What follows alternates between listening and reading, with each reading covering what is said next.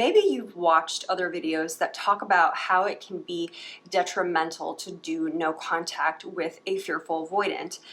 Or maybe you've watched videos that say that you shouldn't do no contact for too long with a fearful avoidant or you'll lose them forever. Well, in this video, I'm not going to scare you out of doing no contact, nor am I going to talk you into it.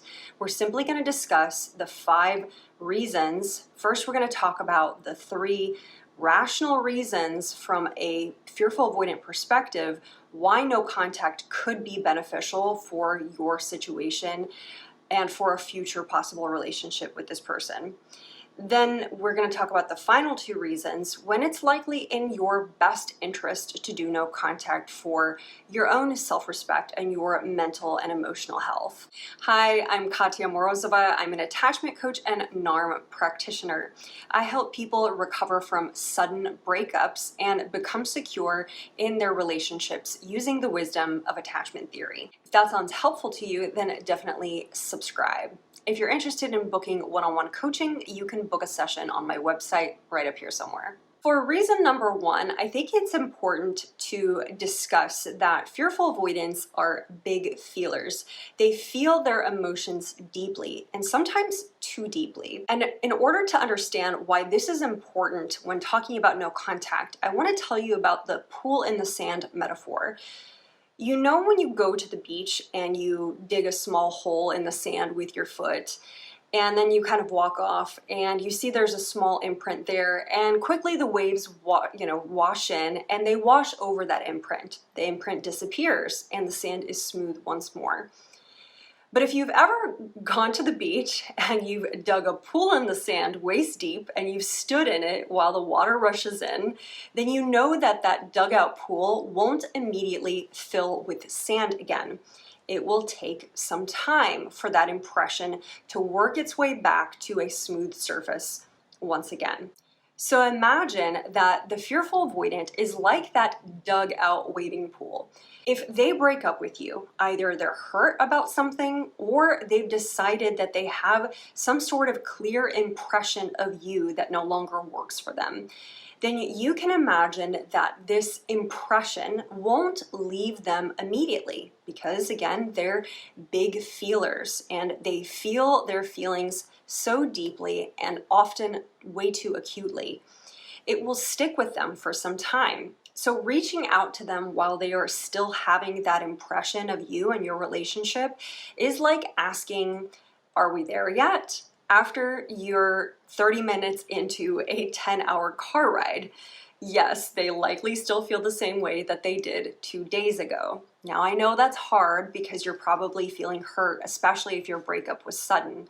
Now the good news about this is that with some fearful avoidance, that impression does smooth, especially if their decision to leave was made out of a heightened emotion rather than a well thought through choice. For reason number 2, we have to go back in time a little bit and remember that people with the fearful avoidant attachment style are often the ones who have had the most boundary ruptures in their life.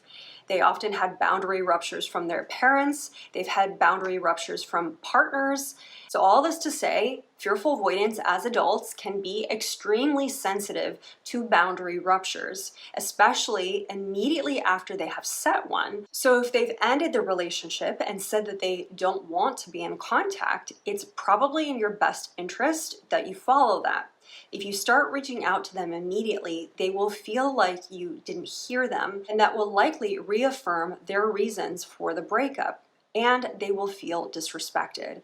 Remember, when they leave a relationship, they switch from the core wound of abandonment to the core wound of entrapment. So that means at this stage, they're asserting their need for independence and for self-reliance. If you reach out immediately after that boundary has been set, they will feel like their choice and their independence isn't being honored. If your fearful avoidant partner broke up with you out of that place of heightened emotion, maybe you notice they're operating out of a lot of fear or a lot of shame, they're being reactive, defensive, or maybe even cagey, then it's in your best interest to give them space. This is both for your benefit and for theirs. Because sometimes people with this attachment style are either having some sort of trauma response, or they're being triggered, or something happened in the relationship that's making them fearful, or maybe is being conflated with the past. In these cases, it's possible that they only meant to ask for space, but instead they decided to break up with you. And if this is the case, then they don't yet have a language for how to talk about what they're feeling or thinking. They're confused and they don't feel comfortable talking about what's going on with them because they don't have the words yet. And their fear feels like the truth. And if you've ever argued with someone about something that they are devout about, you know how sort of pointless it is. So giving them no contact in this sort of situation is important because the alternative is just going to make things worse, and it's just going to create more intensity on top of what's already happening. Reason number 4 is they're grasping for straws during the breakup, and they can't give you a solid reason for why they're leaving. This is one of those reasons that you might think, well, shouldn't I fight for this person if this is happening? In some cases, yes, but in many cases, no. And here's why. Because sometimes it's good to let people leave. I know Mel Robbins has come out with that let them theory, and this is kind of a little bit like that. If you want full commitment from anyone, regardless of their attachment style, you want someone who is clear about how they feel about you. If your fearful avoidant can't even make up their mind about why they want to break up, and they feel sort of brazen enough to share that with you without really thinking about how it's going to affect you, well, they're sort of demonstrating immaturity and a lack of accountability.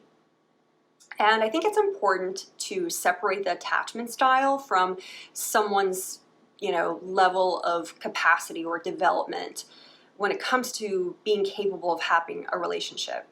So it's best to let them go, because when you do this, you are in a sense holding them accountable to their words and actions. They might even be surprised if they're used to you trying to convince them to stay or to talk them out of it.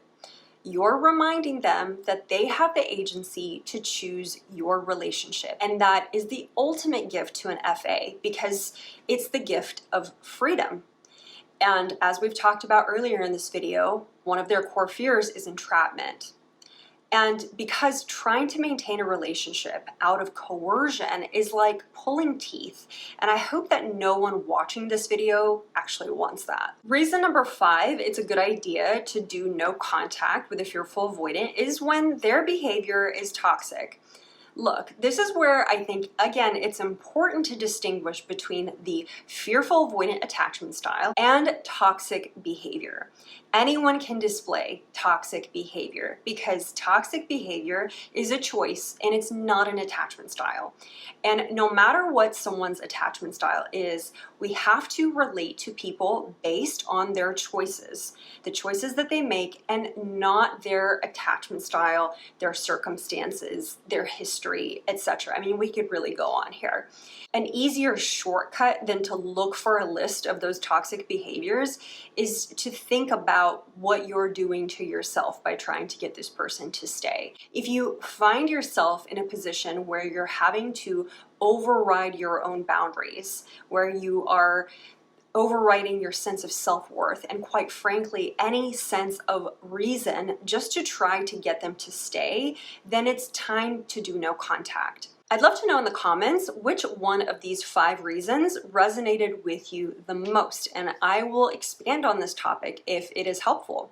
Also, if you would like support navigating no contact with a fearful avoidant ex, then you can book a coaching session with me to get a one-time consultation, or if you'd like, you can explore long-term coaching. You can do that right up here on my website.